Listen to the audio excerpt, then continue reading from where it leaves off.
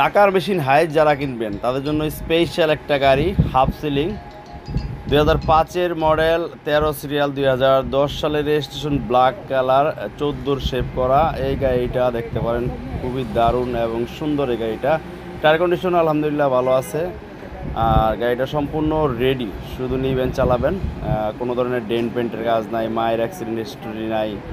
হ্যাঁ গ্লাসগুলো ভালো অবস্থায় আছে লাইটগুলো ভালো অবস্থায় আছে